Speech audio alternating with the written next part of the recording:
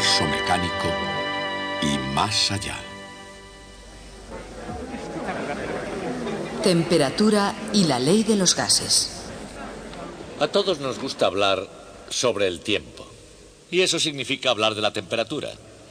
Ya sea una helada noche de febrero, una tarde tórrida de agosto, la temperatura es una parte ineludible de nuestras vidas. Y toda esa maravillosa física que nos enseñó Newton habla muy poco de temperatura. Pero existe una conexión. Si yo levanto esta madera, estoy haciendo un trabajo contra la gravedad. Una vez hecho, esta madera tiene energía potencial. Y si la suelto, la energía potencial se convertirá inmediatamente en energía cinética. Vean lo que ha pasado. La energía cinética ha desaparecido. La energía potencial ha desaparecido. Y mi trabajo ha desaparecido. Ahora bien, aunque soy una de esas personas que creen que los demás no aprecian su trabajo, ¿a dónde ha ido a parar todo eso? La respuesta es que se convirtió en calor el movimiento aleatorio de átomos y moléculas. La evidencia de ese calor es el hecho de que la mesa está ahora algo más caliente de lo que lo estaba antes. De manera que hay una cierta conexión entre la temperatura y el movimiento de los átomos y de las moléculas. Y esa conexión es nuestra historia de hoy.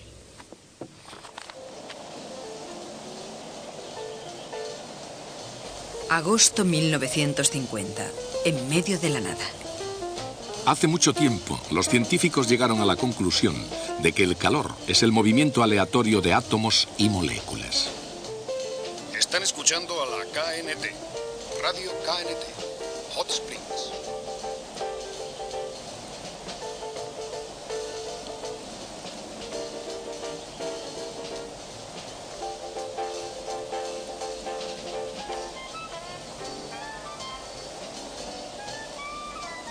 Una persona normal no necesita de la ciencia para decir cuándo hace calor o cuándo hace frío. A menos 25 el mercurio ha sobrepasado los 44 grados. ¿Y dónde parará? Nadie lo sabe. Pero volvamos a las suaves melodías que esta tarde les ofrece Packard, el coche de la distinción.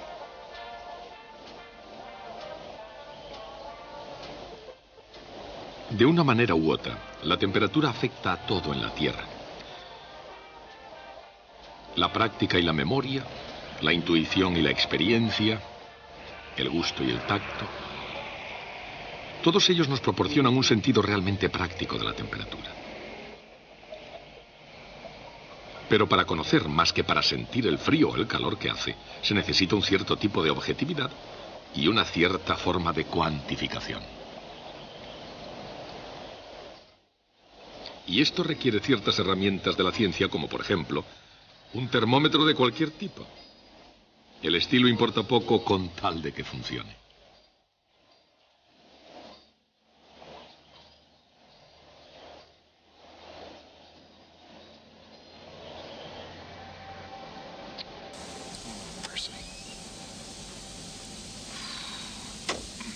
Encontrar un modo preciso de medir la temperatura puede ser un desafío. A veces la temperatura es difícil de controlar. Por un motivo. Como carece de dimensiones físicas, no hay manera de medirla directamente. Mientras que la longitud de un objeto se puede expresar en metros y su masa en kilogramos, la temperatura solo se puede medir en términos de sus efectos y medirla de forma efectiva solo si se cuenta con una escala reconocida.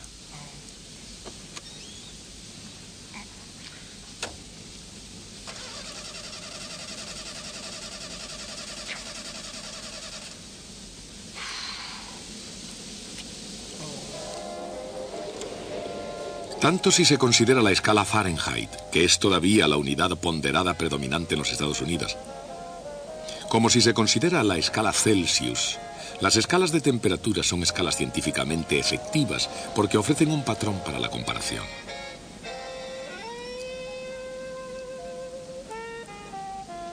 Un punto útil de calibración es el punto de congelación del agua. En la escala Celsius, el agua se congela a 0 grados. En la escala Fahrenheit lo hace a 32 grados. Otro punto fiable de calibración es el de la ebullición del agua. El agua hierve a 212 grados en la escala Fahrenheit y a 100 grados en la escala Celsius. Pero el agua y las personas no son los únicos afectados por la temperatura. Independientemente de cómo se mida, la temperatura también puede afectar a la presión. La presión es la fuerza ejercida por unidad de área. En este caso, la ejercida sobre la tela de un globo. Evidentemente, la presión se ve afectada por el calor. Pero esa no es la única manera de inflar un globo. ¿Cómo infla un globo el gas? O en general, ¿cómo ejerce un gas presión sobre una pared sólida? Cada vez que una molécula de gas choca contra una pared, da a la superficie un pequeño empujón. Por supuesto, la molécula, al rebotar contra la pared, cambia su cantidad de movimiento.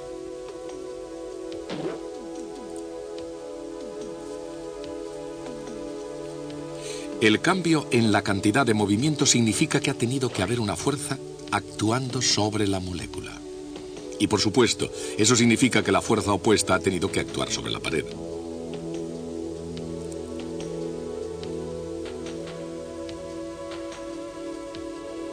A medida que más y más moléculas golpean la pared, los empujes individuales comienzan a sumarse. Aún en el caso de un gas ordinario como el aire, existe un golpeteo continuo de las moléculas a un ritmo casi inimaginable. Una presión constante y uniforme contra la pared. Este fenómeno se puede ilustrar con un cierto tipo de cálculo de ordenador que los científicos utilizan hoy con frecuencia como ayuda a la investigación. En este caso, el émbolo y cada átomo están programados para obedecer las leyes de Newton y se les pone en libertad. El émbolo cae bajo la influencia de la gravedad, pero retenido por los átomos que chocan contra él. La masa en la parte superior del émbolo indica la magnitud de la presión. Este tipo de cálculo recibe el nombre de simulación de la dinámica molecular. Una simulación de la dinámica molecular puede incluso ayudar a explicar por qué se necesita combustible para mantener en alto un globo aerostático. El calor es la energía de los movimientos aleatorios de átomos y moléculas. Calentando un gas, se aumenta la energía cinética de todas las moléculas. Cuanto más caliente está un gas, cada colisión ejerce una presión mayor sobre la pared. Ese es el motivo por el que el calentamiento de un gas aumenta su presión. O a la inversa. Esa es la razón por la que se necesita menos gas para mantener la misma presión.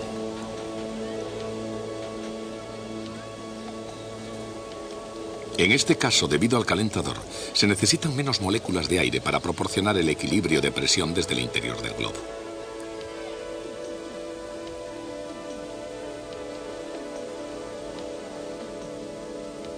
Este pesa menos de lo que pesaría igual volumen de aire.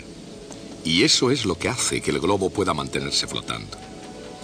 En el espíritu de la ciencia, reducido a su esencia, todo se resume en fuerza y cantidad de movimiento, acción y reacción. Isaac Newton escribió un libro sobre fuerza, cantidad de movimiento, acción y reacción. En el libro se habla de la presión y del volumen de un gas.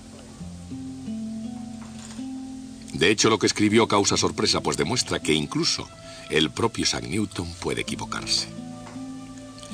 La explicación correcta, basada sólidamente en las leyes de la mecánica de Newton, y no en su teoría sobre los gases, fue dada por los científicos del siglo XIX, Joule, Maxwell y Boltzmann.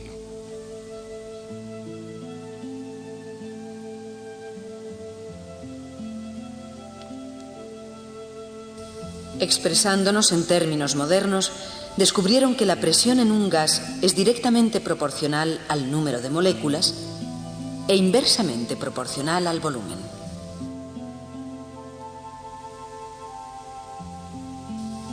y es también proporcional a la energía cinética media de una molécula.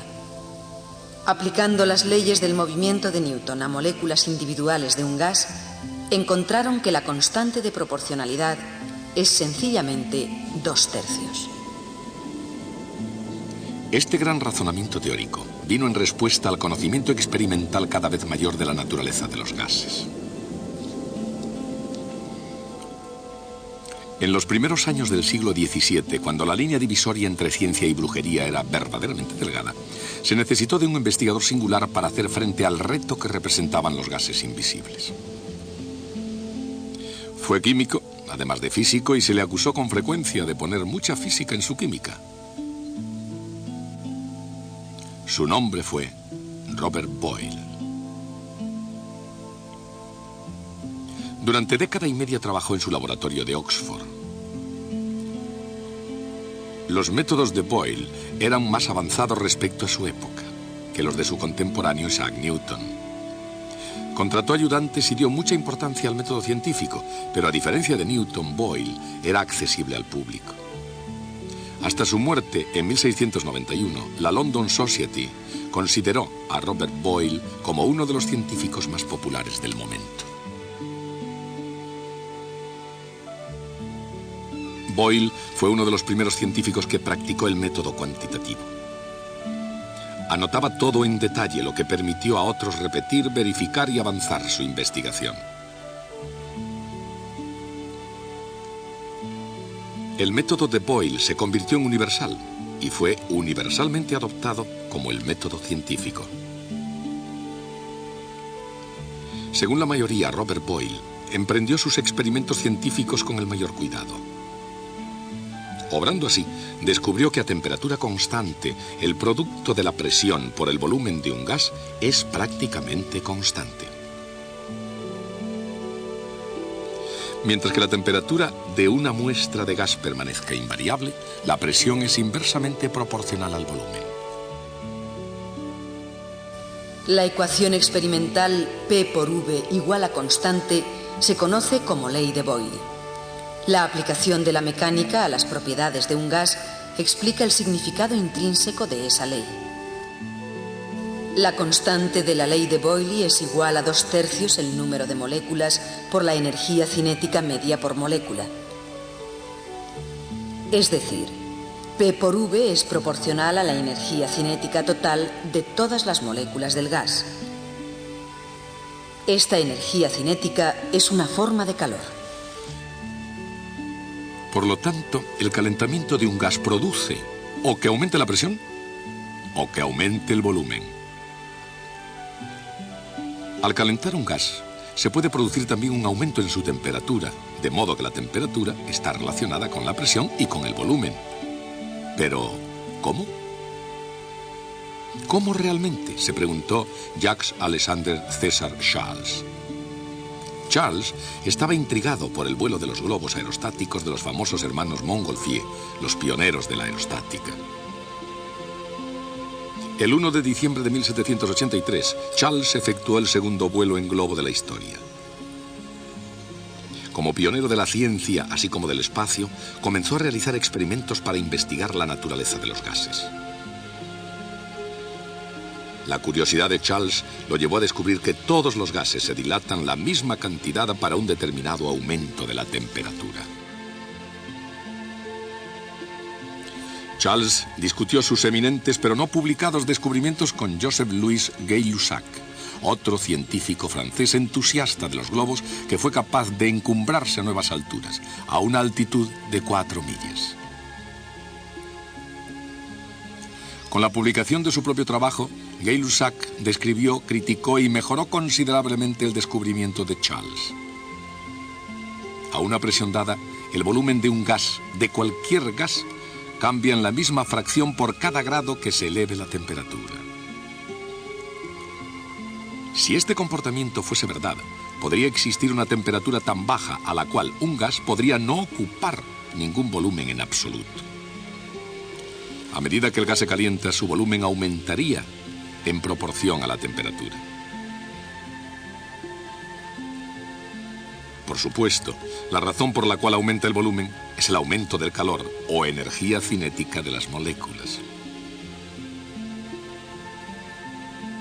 Esta idea condujo a un nuevo concepto de temperatura. Tendría un significado absoluto basado en las propiedades universales de los gases.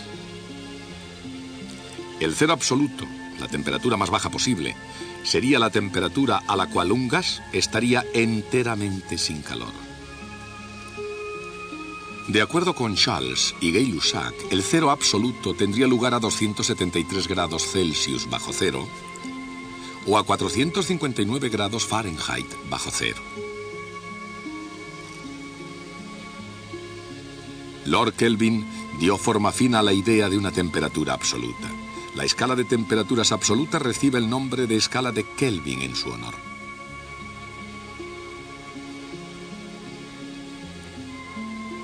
En la escala de Kelvin, la temperatura es directamente proporcional al volumen del gas, tal como Charles y Gay-Lussac dijeron que sería.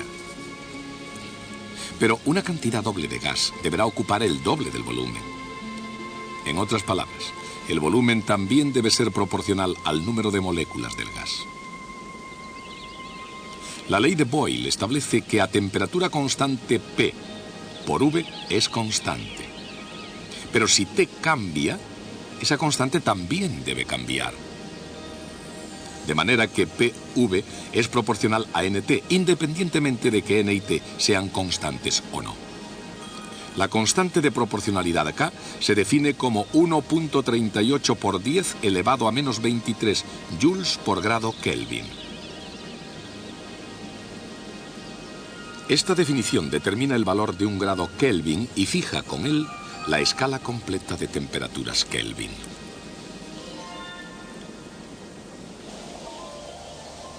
Por ejemplo, el hielo funde a 273 grados Kelvin.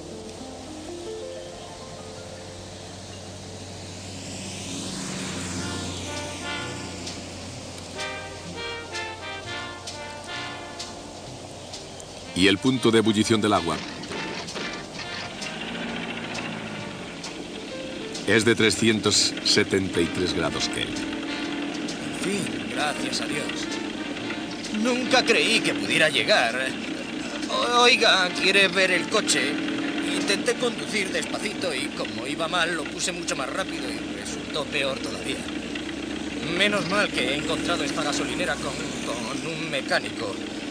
Bueno, le voy a poner ahí el coche para que pueda echarle un vistazo enseguida. La temperatura ambiente es de unos 300 grados Kelvin.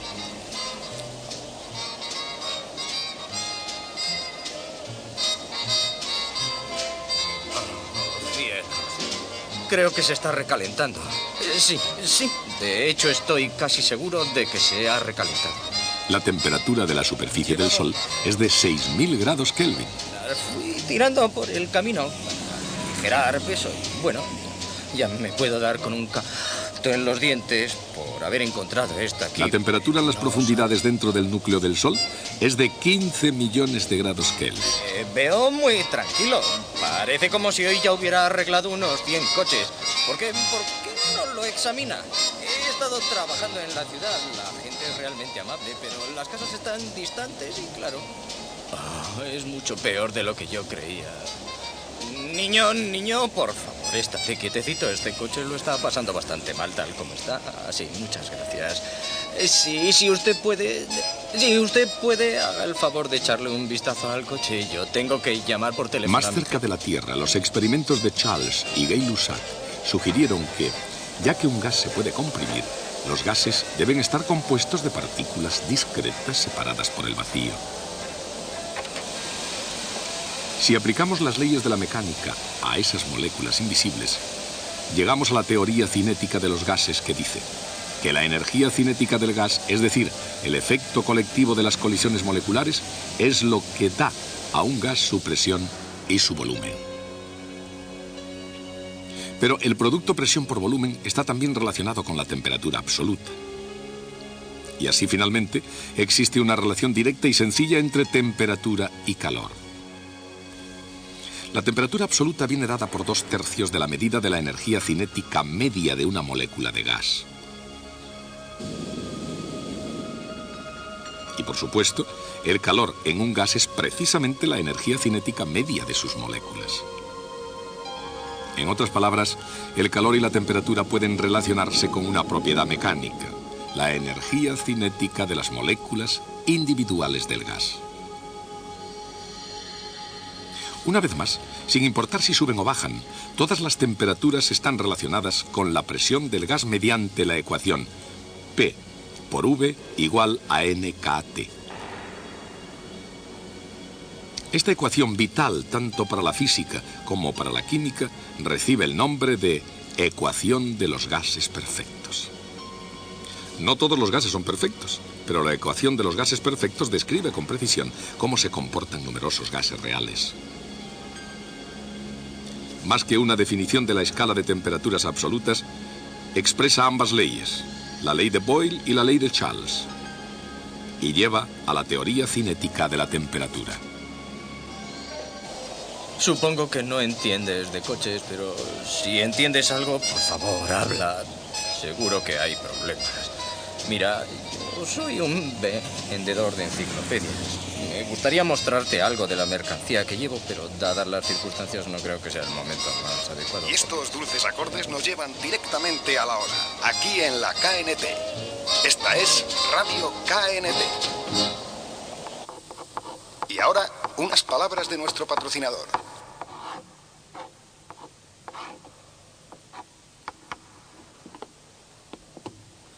En Estados Unidos utilizamos algo llamado escala Fahrenheit de temperatura. He escuchado muchas anécdotas de esta escala, de su nacimiento. Les contaré lo que realmente sucedió. Daniel Fahrenheit, no crean que fue un científico.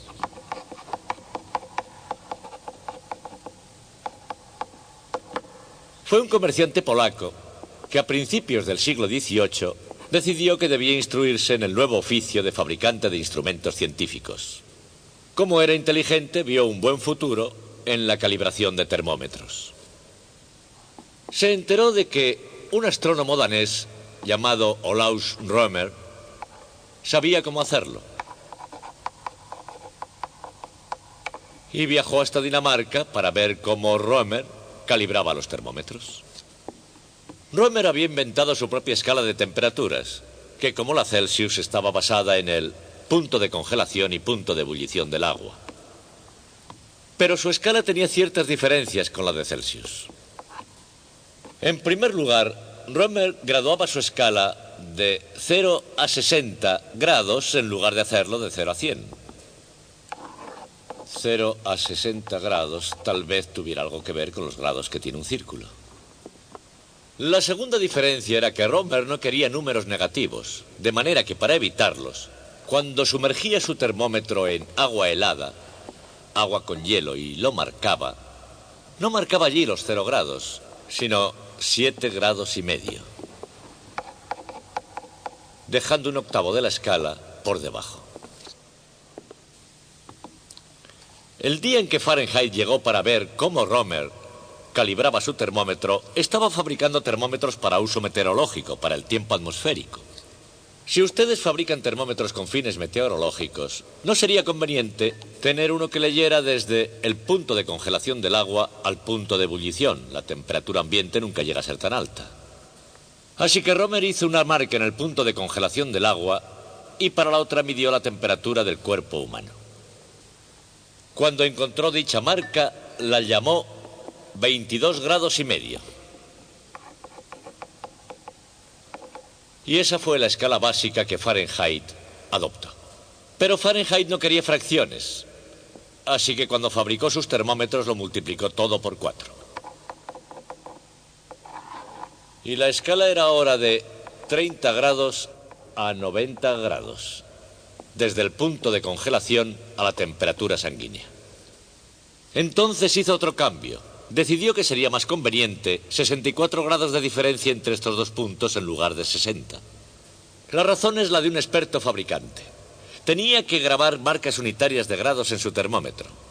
Si tenía 64 grados entre sus dos puntos de calibración, dividiría por la mitad y así hasta 6 veces para que le quedaran exactas todas las marcas. Así que cambió su escala una vez más hasta dejarla de 32 a 96, una diferencia de 64. Y utilizando ese termómetro, midió la temperatura de ebullición del agua de forma no muy precisa, no muy bien, y decidió que era 212 grados.